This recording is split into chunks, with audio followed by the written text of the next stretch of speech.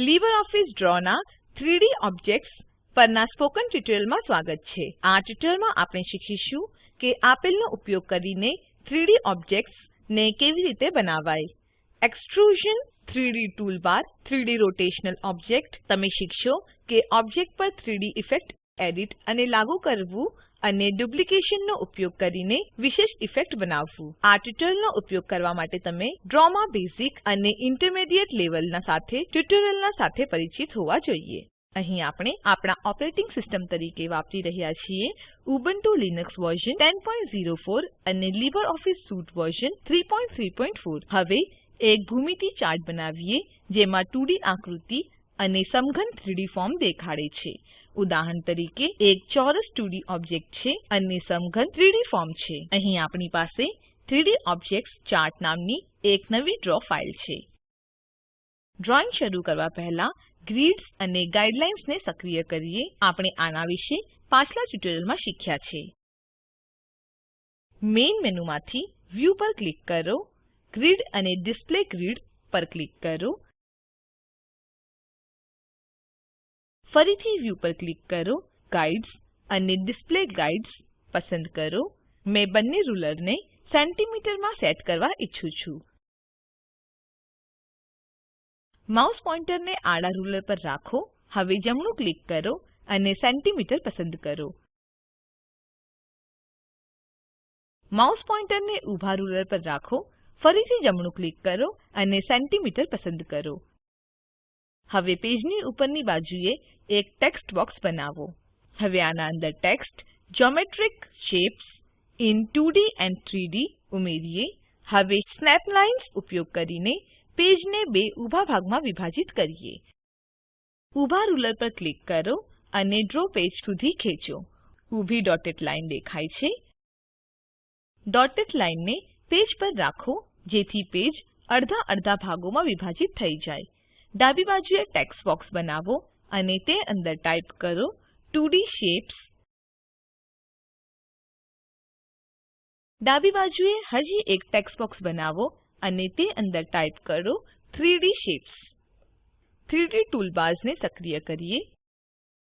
Main મેનુથી view પર click કરો, toolbars અને 3D ઓબ્જેક્ટ્સ પસંદ કરો. વ્યૂ પર ક્લિક કરો, ટૂલબાર્સ અને 3D સેટિંગ્સ પસંદ કરો. 3D ઓબ્જેક્ટ્સ અને 3D સેટિંગ્સ ટૂલ બોક્સો દૃશ્યમાન છે. પ્રથમ આપણે 2D શેપ્સ બનાવીશું. આપણે એક લંબચોરસ, ચોરસ, વર્તુળ અને ત્રિકોણ બનાવીશું અને તેને એકબીજાના નીચે રાખીશું. 2D ઓબ્જેક્ટનો ઉપયોગ કરીને 3D ઓબ્જેક્ટને પ્રાપ્ત કરવાના મેથડને એક્સટ્રુઝન કહેવાય છે. મૂળભૂત રીતે 3D ઓબ્જેક્ટ બનાવવા માટે સપાટી બહારની બાજુએ મૂવ થાય છે. પ્રથમ લંબચોરસના રંગને ટર્કોઇઝ 1 થી બદલીએ. ચાલો લંબચોરસની એક કોપી બનાવીએ. લંબચોરસની કોપીને નીચે ખેંચો અને પેજના જમણા અડધા ભાગમાં રાખો. હવે આ પસંદિત છે છતાં પણ કોન્ટેક્સ્ટ મેનુ માટે જમણું ક્લિક કરો. હવે કન્વર્ટ પર ક્લિક કરો અને 2 3D પસંદ કરો. 2D ઓબ્જેક્ટ એક ક્યુબોઇડમાં બદલાયું છે. લંબચોરસ આકૃતિમાં રેક્ટેંગલ ટાઈપ કરો. જો કે આપણે 3D ઓબ્જેક્ટ્સના અંદર ટેક્સ્ટ નથી લખી શકતા. ટેક્સ્ટ ટાઈપ કરવા માટે આપણને ટેક્સ્ટ ટૂલ જરૂર છે. ટેક્સ્ટ ટૂલ પર ક્લિક કરો અને ક્યુબોઇડના અંદર ટેક્સ્ટ બોક્સ બનાવો. તે અંદર ક્યુબોઇડ ટાઈપ કરો. ટેક્સ્ટ બોક્સ અને ક્યુબોઇડ બંને વિવિધ ઓબ્જેક્ટની જેમ કાર્ય કરે છે તે માટે તેને ગ્રુપ બનાવીએ. આ રીતે આપણે ચોરસ, વર્તુળ અને ત્રિકોણને રંગ કરી શકીએ છીએ અને 3D ઓબ્જેક્ટ્સમાં બદલી શકીએ છીએ. અમે 2D અને 3D આકૃતિઓના ચાર્ટ બનાવવા માટે એક્સટ્રુઝનનો ઉપયોગ કર્યો છે. ટ્યુટોરીયલ અટકાવો અને આ અસાઇનમેન્ટ કરો. તમારી ડ્રો ફાઈલમાં એક પેજ ઉમેરો. એક ચોરસ બનાવો અને ટેક્સ્ટ સ્ક્વેર ટાઈપ કરો. ટેક્સ્ટ સાથે ચોરસને 3D માં બદલો. તે ટેક્સ્ટના 2D ચોરસના ટેક્સ્ટથી તુલના કરો. હિન્ટ: 3D ઓબ્જેક્ટ્સ બનાવવા માટે 3D સેટિંગ્સ ટૂલબારનો ઉપયોગ કરો. ડ્રો પહેલાથી તૈયાર 3D આકૃતિઓને પણ પ્રદાન કરે છે. 3D ઓબ્જેક્ટ્સ ટૂલબારને વાપરીને તમે આ આકૃતિઓ ઉમેરી શકો છો. ચાલો આપણી ડ્રો ફાઈલમાં નવું પેજ ઉમેરીએ. હવે 3D ઓબ્જેક્ટ્સ ટૂલબારથી માનો કે શેલ નામની આકૃતિને પસંદ કરીએ છીએ, પછી તેને પેજ પર બનાવો. ડ્રો 2D ઓબ્જેક્ટ્સ ઓબ્જેક્ટ પર આકૃતિના રોટેશનને ઉપયોગ કરીને 3D ઓબ્જેક્ટ્સ બનાવવા માટે પરવાનગી આપે છે. હવે આપણે ડ્રો પેજ પર એક 2D આકૃતિ, ધારો કે વર્તુળ બનાવીએ. કોન્ટેક્સ્ટ મેનુ માટે જમણું ક્લિક કરો અને કન્વર્ટ પસંદ કરો. પછી 3D રોટેશન ઓબ્જેક્ટ પસંદ કરો. અવલોકન કરો કે વર્તુળ પર શું થાય છે. હવે આ એક 3D ઓબ્જેક્ટ છે. નીચે ડ્રોઈંગ ટૂલબાર પર ફોન્ટ વર્ક ગેલેરી આઇકન પર ક્લિક કરો. ફેવરિટ 16 પસંદ કરો અને ઓક બટન પર ક્લિક કરો. આપણા ડ્રો પેજ પર ટેક્સ્ટ ફોન્ટ વર્ક દેખાય છે. આપણે આ ટેક્સ્ટને જરૂરિયાત મુજબ રીસાઈઝ કરી શકીએ છીએ. હવે આપણે આના સ્થાન પર કંઈ બીજું લખી શકીએ છીએ. આપણે આ કેવી રીતે કરશું? ફક્ત ટેક્સ્ટ ફોન્ટ વર્ક ના અંદર ડબલ ક્લિક કરો. હવે તમે મોટાવાળા ટેક્સ્ટના અંદર શબ્દ ફોન્ટ વર્ક કાળા રંગમાં જોશો. આ ટેક્સ્ટને પસંદ કરો અને સ્પોકન ટ્યુટોરિયલ્સ ટાઈપ કરો. હવે ડ્રો પેજ પર ગમે ત્યાં ક્લિક કરો. સ્પોકન ટ્યુટોરિયલ્સ શબ્દ હવે પેજ પર દેખાય છે. હવે આગળ શીખીએ કે 3D ઓબ્જેક્ટ્સ પર 3D ઇફેક્ટ્સ કેવી રીતે લાગુ કરાય. હવે આપણા ગોળાકાર આકાર પર ઇફેક્ટ લાગુ કરીએ. તો હવે આને પસંદ કરો અને કોન્ટેક્સ્ટ મેનુ માટે જમણું ક્લિક કરો. હવે 3D ઇફેક્ટ્સ પસંદ કરો. તમે અહીં વિવિધ વિકલ્પો જોશો.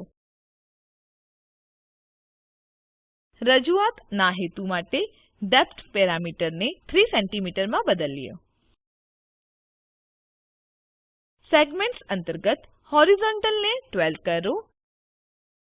નોર્મલ અંતર્ગત ફ્લેટ વિકલ્પને પસંદ કરો.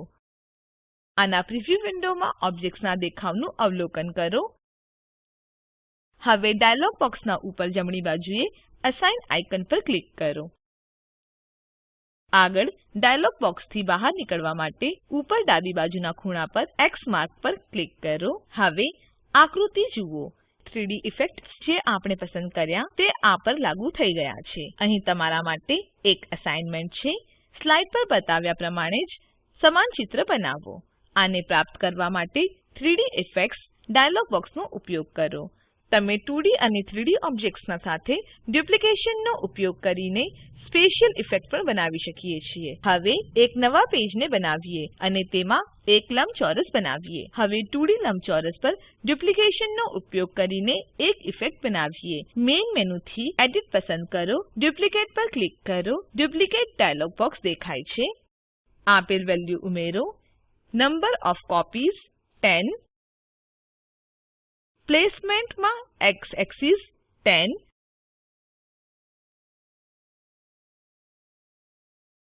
Y axis 20. Angle 0 degree. Enlargement width અને height મૂળભૂત રીતે જેવા છે તેવા જ રહેવા દો.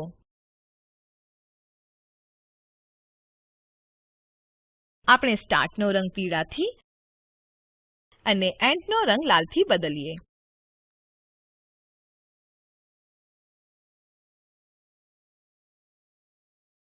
ઓક પર ક્લિક કરો. સારી વિશેષ ઇફેક્ટ જે આપણને મળી છે તેને જુઓ. તમે એંગલ્સ અને અન્ય વેલ્યુઓ બદલીને હજુ ઘણા ઇફેક્ટો મેળવી શકો છો. અહીં આ ટ્યુટોરીયલ સમાપ્ત થાય છે. આ ટ્યુટોરીયલમાં આપણે શીખ્યા કે આપેલનો ઉપયોગ કરીને 3D ઓબ્જેક્ટ્સને કેવી રીતે બનાવાય. Extrusion, 3D toolbar, 3D rotation object.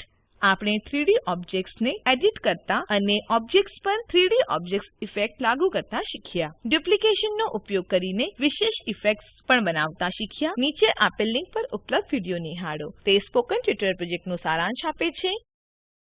જો તમારી પાસે સારી બેન્ડવિડ્થ ન હોય તો તમે વિડીયો ડાઉનલોડ કરી જોઈ શકો છો.